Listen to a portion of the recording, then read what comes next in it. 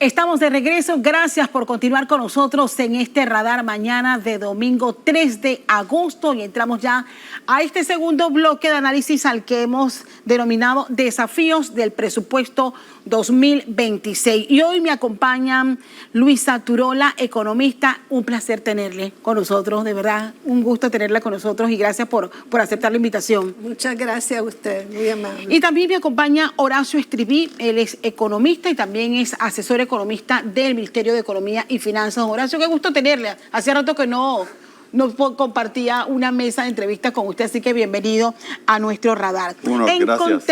En contexto, el gobierno ha presentado para el próximo año, 2026, un presupuesto de 34.900 millones, uno de los más altos de la historia, pero este presupuesto, según ha dicho el propio ministro Chapman, al que entrevistamos esta semana, tiene que enfrentar la deuda pública, que ahora la vamos a repasar con usted, la planilla, que todo el mundo reclama que hay que reducir la planilla como las medidas de contención de gasto, pero las presiones que trae consigo los aumentos aprobados por ley y las denominadas leyes especiales y otros fenómenos que usted nos podrá ayudar a entender. Quiero arrancar este análisis.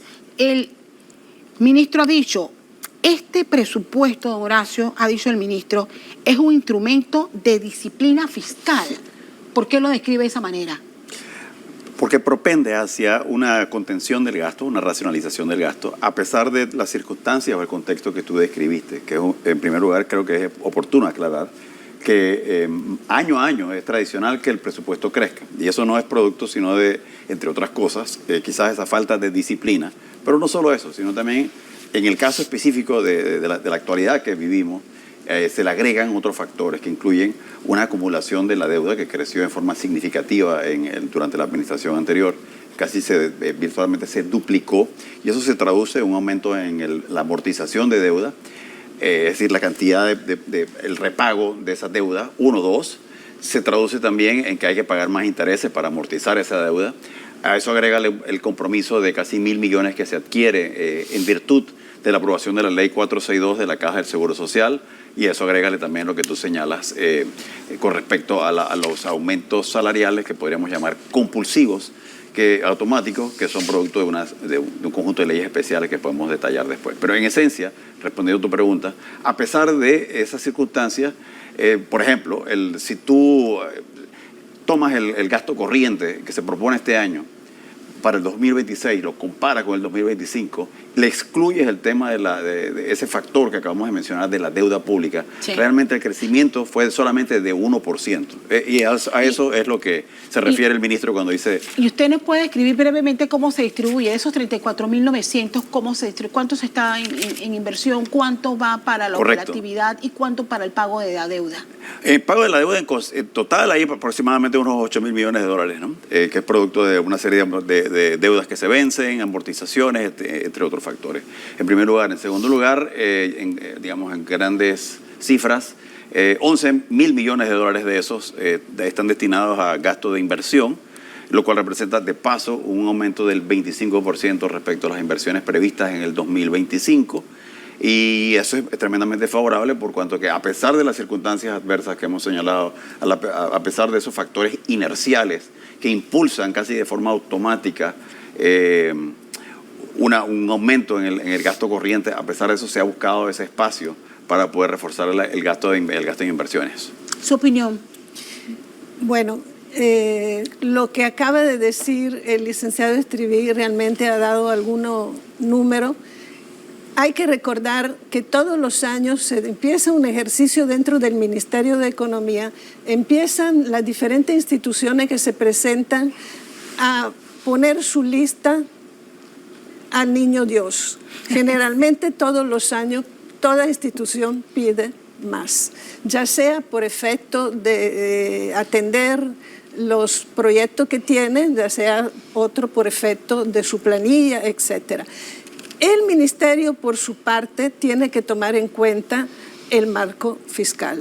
O sea, tiene que tomar en cuenta, 1, cuánto se supone que va a crecer la economía el año venidero. Y 2, tiene que tomar en cuenta cuál es su plan para poder incrementar la confianza de los mercados hacia el país demostrando que se está tomando en cuenta realmente la necesidad de ir poniendo sobre un carril de reducción del déficit y de disminuir la necesidad de recurrir al endeudamiento externo para poder pagar los compromisos. Esas son las dos grandes restricciones que tiene y para poner en cintura, digamos así, todo el listado de peticiones que hacen las diferentes instituciones. De ahí empieza entonces la vista presupuestaria en la Asamblea, en la Comisión de Presupuestos. Pero hay una proyección de crecimiento del 4%. Yo le preguntaba, ¿cómo lo logramos y intentamos esta realidad? En los últimos años, yo no soy economista, pero estoy acompañado de unos excelentes economistas. Gracias. Y por favor, si me tienen que corregir, háganlo con toda la confianza. Pero nosotros los que no somos economistas entendemos que en los últimos años, bueno, nos hemos endeudado, pasamos de 21.000 millones a 56.000 hoy. Es correcto. Y hemos estado pidiendo préstamos para pagar intereses. ¿Es así? Sí. Y lo que ha dicho el ministro es que por primera vez no vamos a pedir esos préstamos para seguir pagando esos intereses y que confiamos en un crecimiento del Producto Interno Bruto de 4%. ¿De dónde va a salir esos dineros que son más o menos 3.600 millones de dólares para el próximo año? Bueno, ahí entramos en un elemento muy específico coyuntural y luego vamos un poco al contextual que tiene que ver con el crecimiento económico. Creo que lo que el ministro ha querido señalar es que por primera vez en más de 12 años este presupuesto contempla, proyecta que se va a lograr lo que se define como un superávit primario. Es un término un poquito técnico, pero que en reducidas cuentas lo que señala es esencialmente que si excluyes del gasto corriente los pagos en concepto de interés de la deuda, en ese caso los ingresos superan los gastos, ¿no?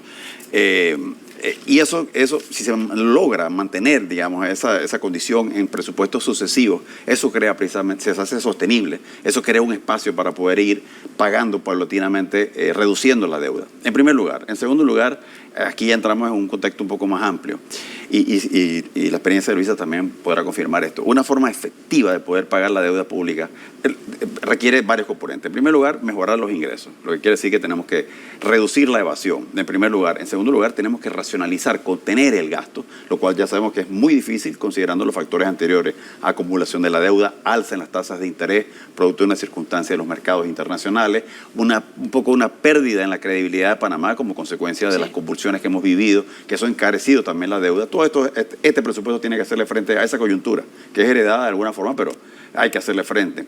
Lo otro, entonces, Castalia, para no abrumar a la opinión pública con tecnicismo, es que la economía debe crecer. Y debe crecer recurriendo, si se quiere, a la actividad privada, a la inversión privada.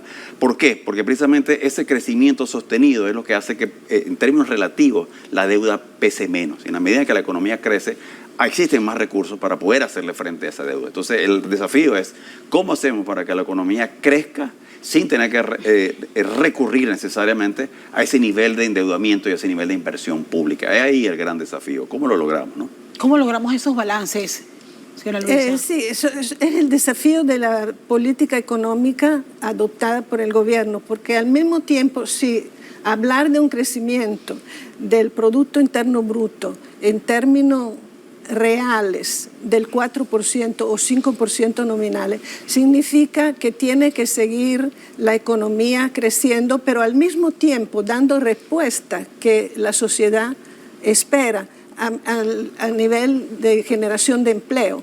Y ahí viene aspecto importantísimo de la política económica. ¿Cómo hacemos? Porque lo que están creciendo realmente, lo vemos o lo hemos visto este año, son los sectores que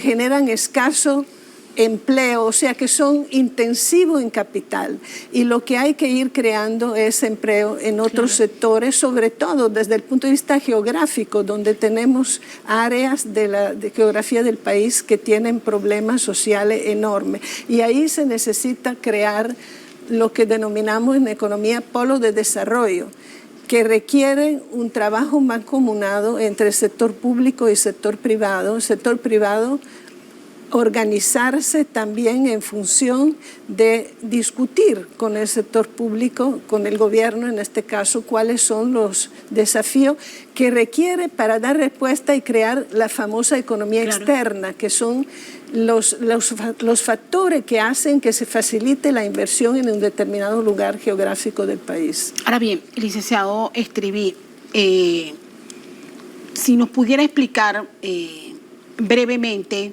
o sea, ¿cuánto nos cuesta salir de esa rigidez del presupuesto cuando tenemos tantos compromisos? Y yo debo recordar que esta administración hizo una promesa de reducir los costos de la planilla, sí, y que en su momento dijo vamos a acabar incluso con las botellas, sí, pero un año después la realidad es otra, porque si bien han reducido la planilla y ya no hay poco más de 4.000, o creo que ya un poquito más de 5.000. Menos 4.000 funcionarios menos que el año pasado. Pero el gasto aumentó, claro, creció a 74 millones de dólares. ¿Por qué esto? Y tomando en cuenta cómo podemos explicar que esto realmente se convierte en una atadura, una piedra en el zapato para que se logren esas metas que se propusieron al inicio de esta administración.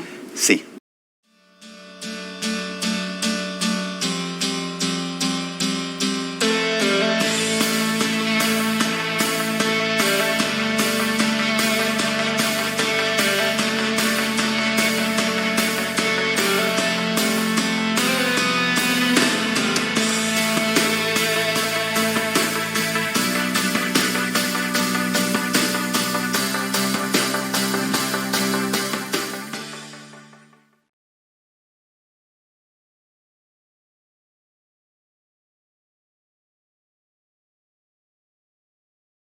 Mira, efectivamente, hay una reducción de 4.000 funcionarios y yo creo que más allá del impacto material que esto tiene en el presupuesto, creo que también el impacto es más bien de moral y de compromiso político, ¿no?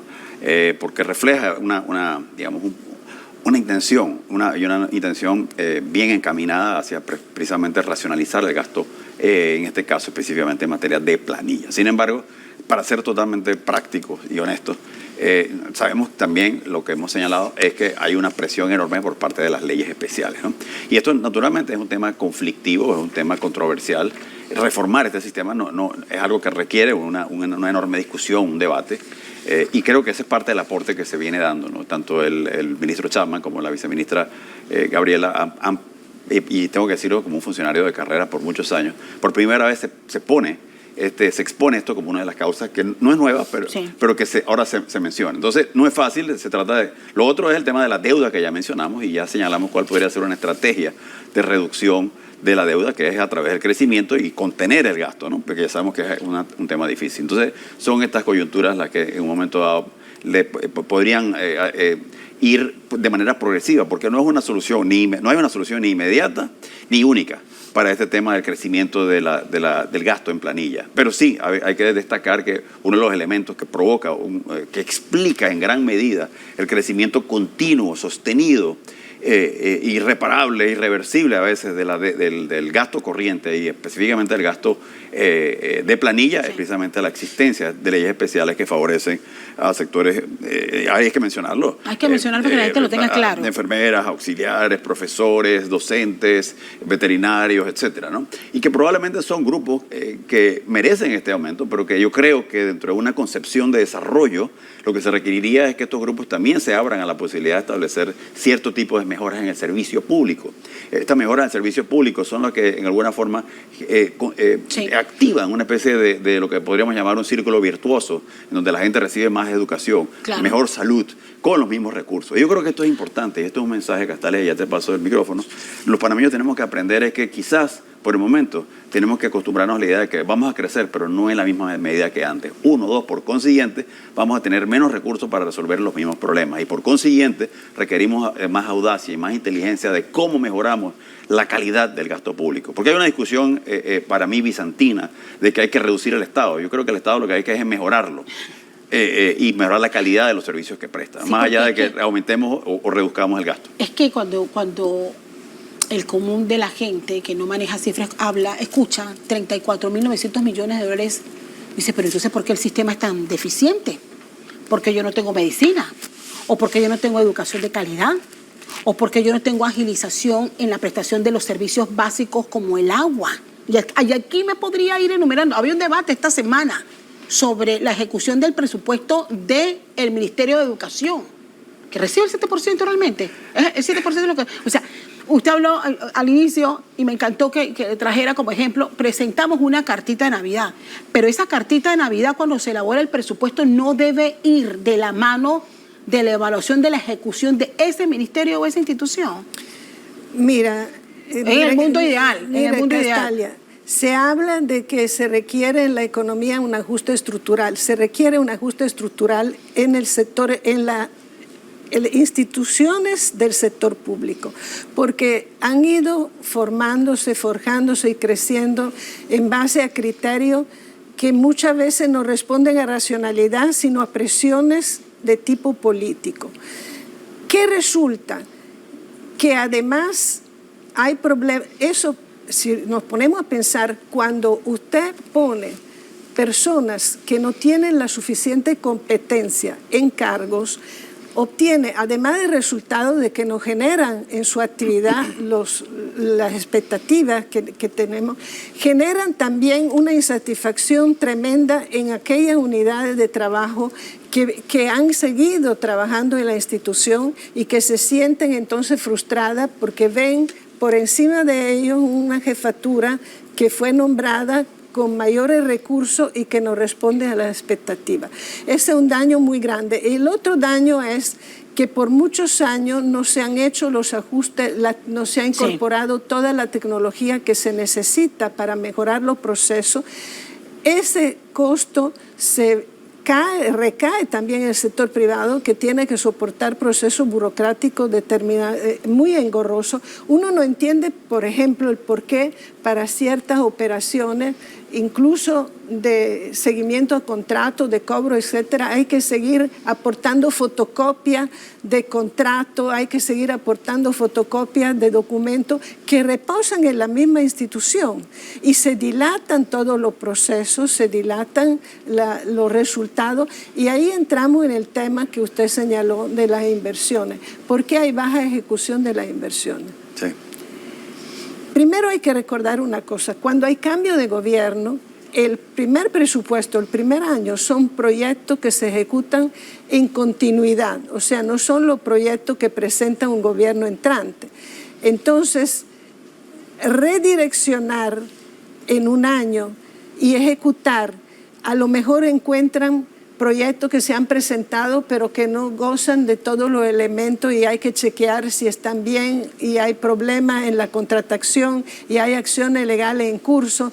Todo eso atrasa, porque cuando se registra en la contabilidad del nacional un gasto y se habla de ejecución, cuando se llega al contrato, cuando se llega a la ejecución, hay toda una parte anterior de acciones que se tienen que haber ejecutado, y hay problemas muchas veces de incapacidad de la burocracia de preparar bien una operación de contratación, y los problemas vienen después. ¿Cómo se evalúa eso desde el MEF? Porque hay un ejercicio interesante que hace la Asamblea Nacional, aunque a veces las formas yo no las comparto.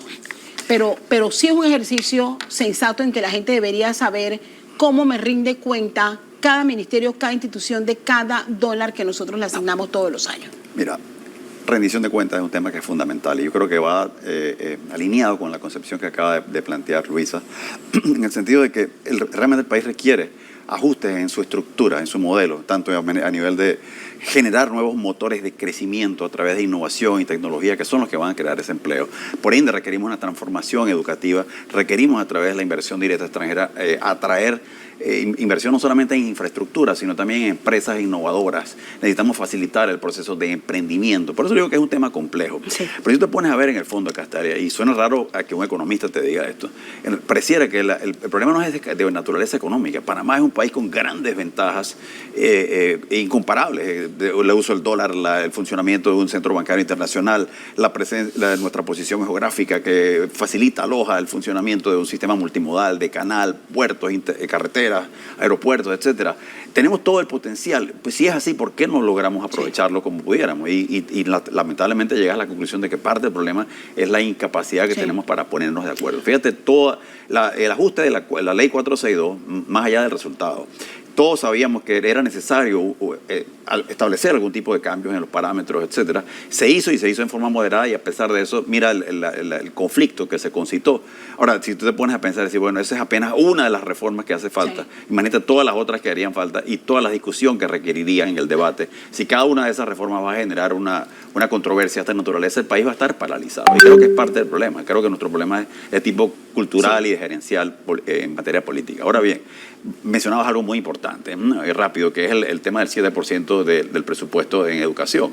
Y ahí tienes un ejemplo de cómo eso pareciera reflejar, más que una necesidad técnica o presupuestaria, una conquista que se ha logrado y que los sindicatos pelean a capa y espada, pero que a la misma vez se traduce en grandes rigideces. Claro. Fíjate, nada más el asignar este año el 7%, que es otro de los factores que le generan rigidez al presupuesto, implica que se destina casi el 43% del ingreso al sector público no financiero, casi el 20% del total del presupuesto. Y eso es alto en comparación incluso a los países de la OECD. Claro.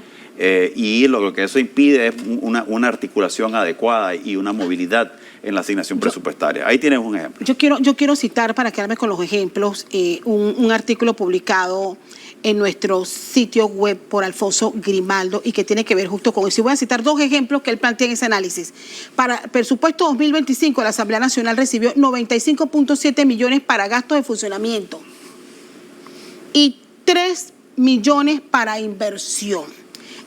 Para el próximo año propone mantener exactamente las mismas cifras, 98.7. Y la gente dirá, ¿para qué tanto dinero a la Asamblea? Para pagar planilla y funcionamiento. En base al rendimiento de la Asamblea, es un ejemplo. Voy con los detalles de educación. Recibió el año pasado un total de 5.071 millones divididos en 2.749 millones para funcionamiento, 2.322 millones para inversión. Y para este próximo año, 4.861 en total, con 2.800 millones en funcionamiento y 2.065 millones en inversión. Prácticamente es poco lo que se puede... O sea, ¿por qué esa prácticamente dualidad en esa y no se ve, no se percibe? Precisamente, Castalia, por eso señalaba hace un momento que tenemos que mejorar el impacto de la inversión pública y eso se maneja a través de una figura que en Panamá apenas se empieza a aplicar, que es, y en otros países de la región se viene manejando, que es el llamado presupuesto por resultado, que es medir el impacto de la inversión pública, medir el impacto de los ahorros, de los aumentos que se dan en el sector salud, educación. ¿Cómo se traduce eso en una mayor eficiencia? ¿Cómo se traduce eso en un impacto positivo a nivel de los estudiantes que se gradúan, en la calidad de los estudiantes que se gradúan, a nivel del sector salud, cuántos pacientes se curaron, en fin? Entonces, tenemos una concepción de que el presupuesto se asigna, el punto de discusión es el monto, cuando realmente no es el monto, es el resultado de los montos que se asignan, ¿no? Entonces, eso es lo que le imprime cierta rigidez y es por eso que es importante mejorar la administración de los recursos del Estado. ¿Cómo logramos ese balance? Bueno, es que lo que hay que mejorar radicalmente es la capacidad institucional de ir preparando los proyectos con todos los ingredientes. Por ejemplo, les cito el mismo documento de presupuesto que presenta el MEF a la Asamblea. Dice que la Comisión de Presupuesto tiene que recibir los proyectos con un estudio de factibilidad y lo que sobrepasan ciertos montos tienen que también recibir una evaluación del impacto social. Cuando este trabajo no se hace bien y los estudios de factibilidad no están bien hechos, más adelante se traba en tubería el proyecto porque no se puede ejecutar. Todos cometemos errores, pero que perder tu web no sea uno de ellos. SiteGround te respalda con copias de seguridad diarias, distribuidas geográficamente y restauración sencilla en un clic. Bien, mejor, SiteGround.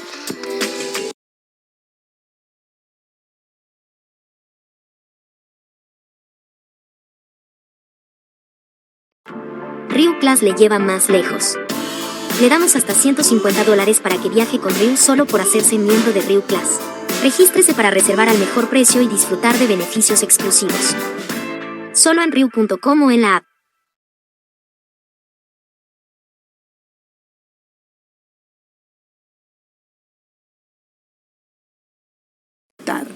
Por eso estamos hablando, y lo mencionó Horacio también, de la necesidad de ajustes estructurales muy grandes dentro de las instituciones públicas. Y eso desafortunadamente pasa por ajuste en la composición del recurso humano que está trabajando dentro de cada institución y que entró mucho, y es una realidad que todos conocemos, tiene palanca, te van a nombrar en tal lado, entonces definitivamente no estamos valorando las competencias y ahí estamos incidiendo realmente en los resultados que está obteniendo las instituciones y que o en los malos servicios que está recibiendo el ciudadano. ¿Ustedes consideran, hay varios fenómenos que establecen una rigidez en el presupuesto y no poder ajustarlo y distribuirlo de la mejor manera como muchos esperan? Correcto. Y no es tan fácil, por lo que usted planteaba al inicio de las leyes especiales, por ejemplo, por ley hay que aumentar a los maestros, aunque estén en paro. Hay que aumentarles porque eso ya está aprobado por ley. A la policía hay que tenerle jubilaciones especiales, aunque muchos no estén de acuerdo con este privilegio, pero eso está por ley. Y está otra situación importante que el Estado tiene que seguir sopesando y tiene que ver con los subsidios que hay en el país. ¿Qué hacemos con estos dos fenómenos? ¿Cómo ustedes consideran que esto hay que revisarlo? Por supuesto, hay que revisarlo. El problema es la viabilidad política. Eso, tiene que haber un mínimo de aceptación por parte de los ciudadanos de saber que parte de su problema se origina en eso, porque definitivamente recursos que se utilizan para pago de planilla hay que poder evaluar, como se hace en el sector privado. Cuando usted trabaja en el sector privado, están evaluando para otorgarle un aumento, le reconocen un resultado positivo que usted ha obtenido. Y usted sabe que para poder escalar posiciones tiene que hacer eso. Eso no se está dando en los aumentos automáticos. Entonces, definitivamente es un problema que causa frustraciones en toda la sociedad.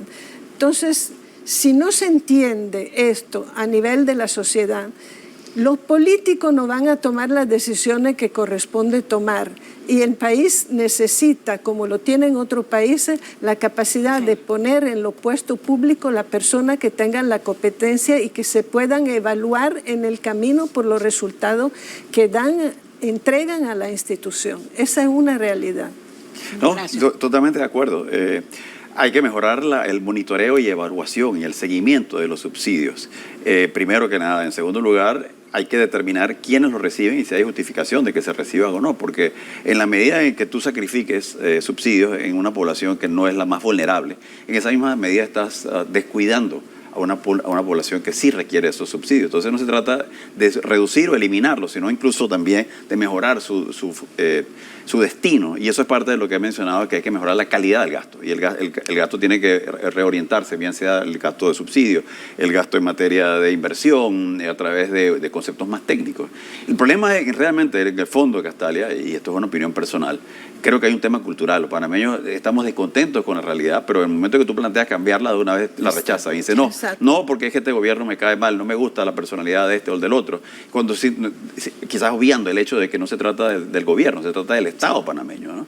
Los gobiernos van, los gobiernos vienen, y el Estado permanece como una figura fundamental en cuanto a herramienta del balance social y del desarrollo, ¿no? Yo quiero agregar otra cosa, Castalia, y es la necesidad de coordinación entre las diferentes instituciones. Muchos resultados dependen de acciones transversales que no dependen solamente de una sola institución, sino que tienen que complementarse con otras instituciones. Por ejemplo, el tema social. El tema social tiene que estar funcionando muy bien un gabinete social que incluye todas las diferentes instituciones que deben dar resultados. No puede darse la visión parcializada o segmentada en cada una de las instituciones porque no se obtienen los resultados esperados. Ese es otro tema que tiene que ver con el reajuste de la institucionalidad pública. Bien, ese presupuesto que ya ha sido presentado a la Asamblea debe próximamente, y ojalá que ya tengamos noticias de la conformación de las comisiones, debe pasar a las vistas presupuestarias. Correcto. Y ese ejercicio sano, sensato y balanceado lo tienen que hacer nuestros diputados en la Asamblea. Absolutamente. Porque no es ir a exhibir a los ministros, a quienes envíe el Ministerio de Economía y Finanzas, o en el peor de los casos, como ha quedado evidenciado hasta por el micrófono, cuando preguntan qué hay para mí. Nosotros esperamos que al final, no sé si se vayan a hacer las recomendaciones de cambio, pero al final es un presupuesto que necesita, sobre todo lo que han planteado ustedes con reiteradas ocasiones aquí, es la fiscalización de su ejecución. Quiero agradecerles a ambos acompañarme aquí en este radar analizando los desafíos de este presupuesto para el próximo año 2026. Qué gusto verle, don Horacio, un gusto tenerla conmigo acá en esta mesa de radar. Vamos a la pausa. Al regresar, el doctor Miguel Antonio Bernal estará con nosotros. Vamos a hablar de alfabetización constitucional y cómo va con eso que se ha dicho, que si necesitamos diseñar el tamaño del Estado es correcto. Que necesitamos. Exacto. Y la calidad. Y la calidad del Estado. No se pierda esa entrevista.